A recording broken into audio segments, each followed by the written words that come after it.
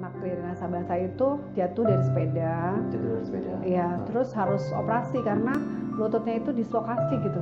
Oh, ini hanya karena jatuh di lututnya karena jatuh. Iya, terus setahun kemudian kalau nggak salah ya, itu ibunya itu juga kepleset.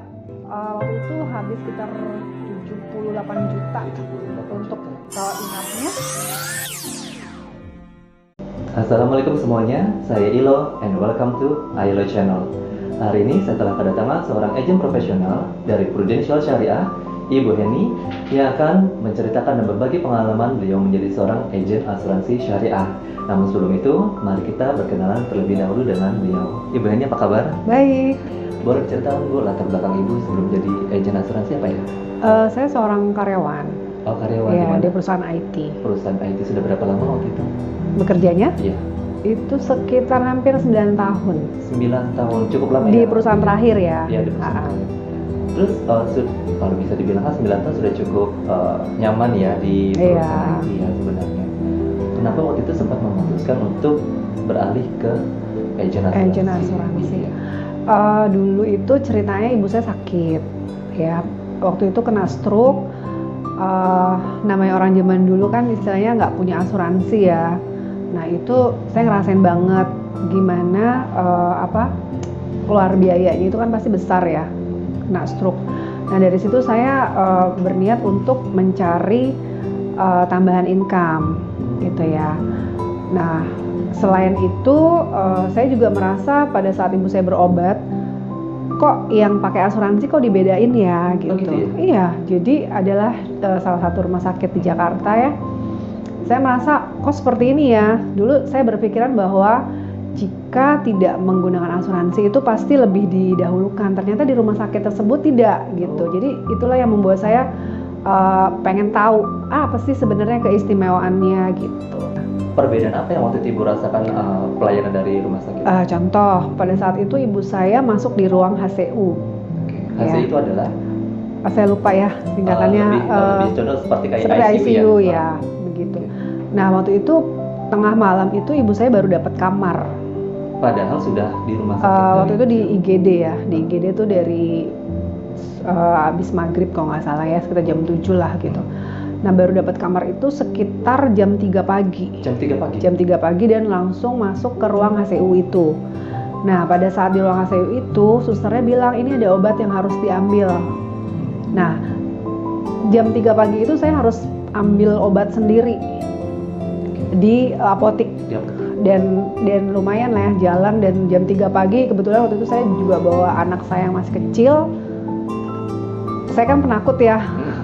Berjalan di lorong rumah sakit itu rasanya gimana gitu ya. Nah sebelumnya ditanya, ibu asuransi atau pribadi gitu. Jadi pada saat itu dikasih info kalau asuransi itu pasti dilayani gitu loh, maksudnya obat juga disediakan langsung. Nah ini karena pribadi makanya harus ambil obat sendiri juga gitu. Itu yang saya rasakan, kok gini banget ya gitu. Ternyata kalau pakai asuransi itu kayaknya lebih diistimewakan gitu. Bagaimana prosesnya sampai menjadi agen asuransi waktu itu? Waktu itu seingat saya anak saya sudah masuk ya, anak saya sudah jadi saya sudah jadi nasabah. Saya sudah jadi nasabah, anak saya yang masuk ya waktu itu ya untuk dana pendidikan. Tapi untuk sayanya belum gitu. Sampai saat ini udah berapa polis yang Ibu punya? Ada sekitar 3 polis. Masing-masing boleh mungkin diceritakan ke kita apa aja yang boleh diambil? Suami saya itu ambil manfaat uang pertanggungan aja. Uang pertanggungan? Iya. Oke, kalau anak untuk ya.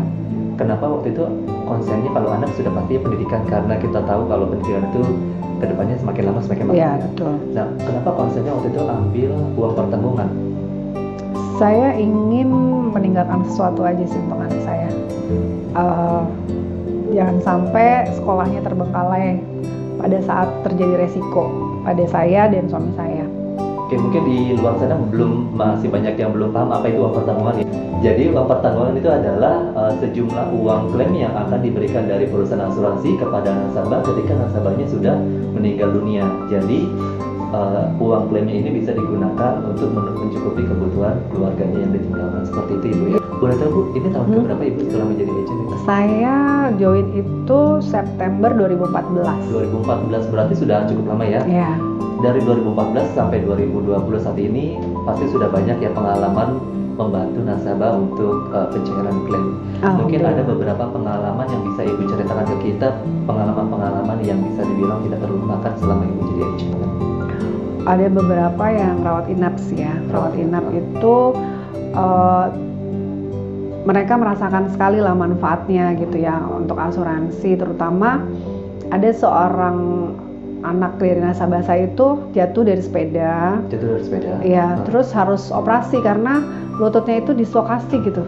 Oh, ini Hanya karena operasi jatuh. di lututnya karena jatuh dari Iya, sepeda jadi itu? bengkak gitu kan, sampai bengkak terus operasi. Oh. Gitu, dan itu di cover.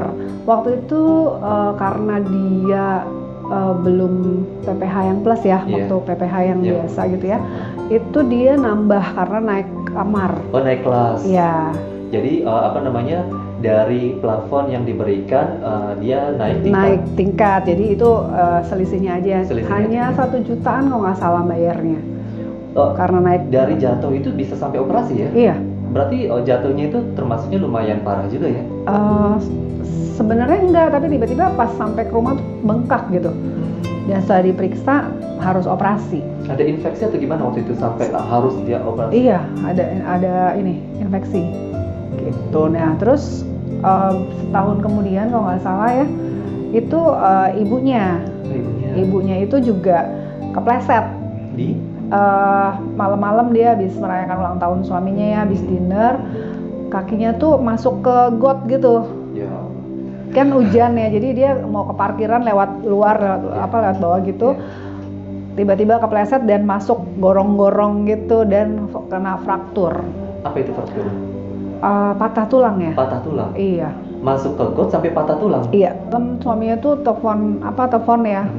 Ini istri saya ini kepleset gitu, masuk rumah sakit. Jadi dia mau tanya tentang penggunaan kartu PPH Plus itu. Nah, akhirnya tengah malam itu juga langsung dibawa ke rumah sakit dan harus operasi besoknya. Sampai operasi juga? Operasi juga. Berarti... Dan kan ini kedua kali ya, betul, dia merasakan banget dan waktu itu habis sekitar 78 juta 78 untuk juta. rawat inapnya.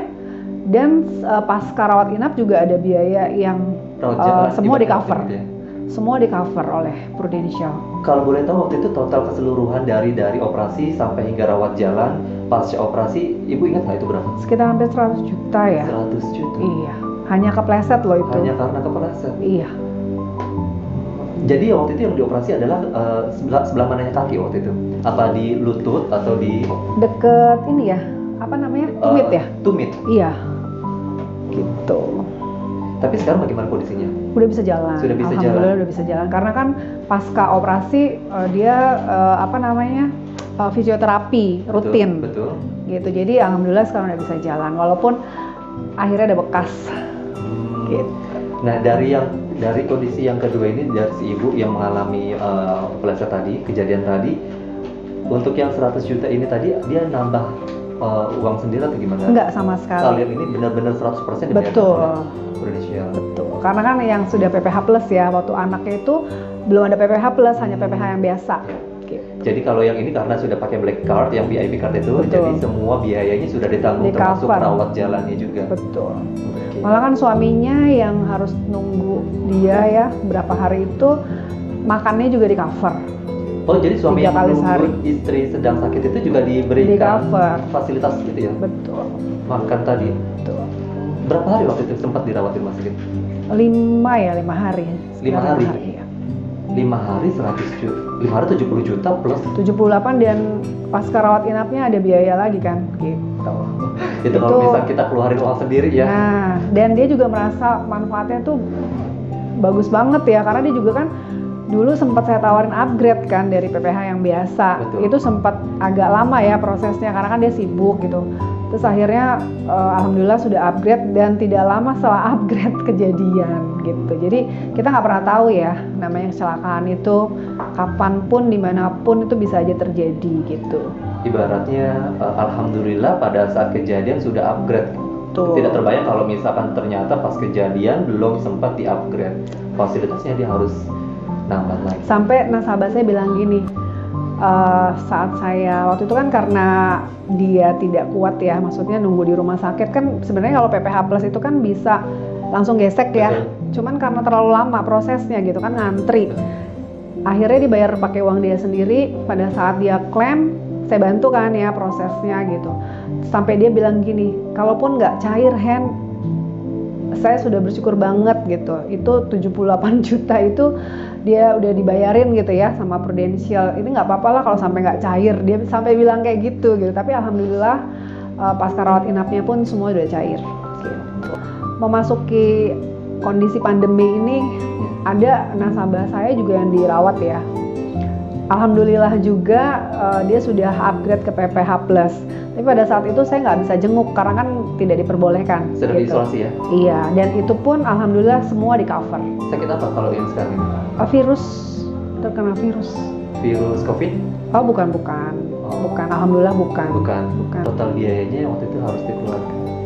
Ini sekitar 20-an juta lah ya. Karena virus bisa Iya. sampai 20-an juta. Iya.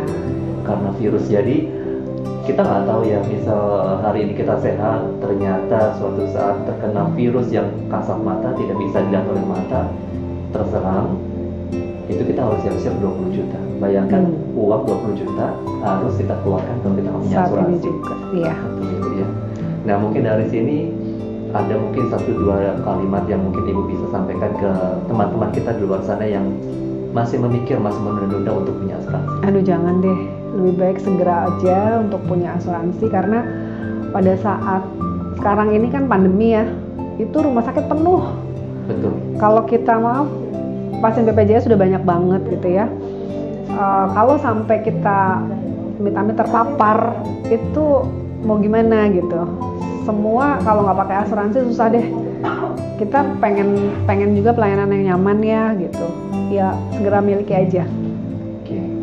Jadi untuk teman-teman di luar sana yang saat ini belum punya asuransi, cepat-cepat punya, karena yang namanya musibah, yang namanya ujian kita nggak tahu kapan terjadi, dan kita nggak pingin itu terjadi. Kita punya asuransi bukan berarti kita mengharapkan sesuatu terjadi pada kita, tapi ketika itu sampai terjadi, kita sudah punya backup. Betul ya Bu? Betul.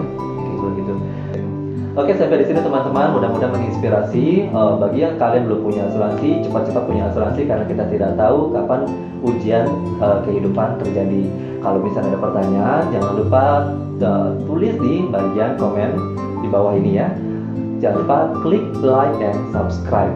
Mudah-mudahan berguna. Sampai jumpa.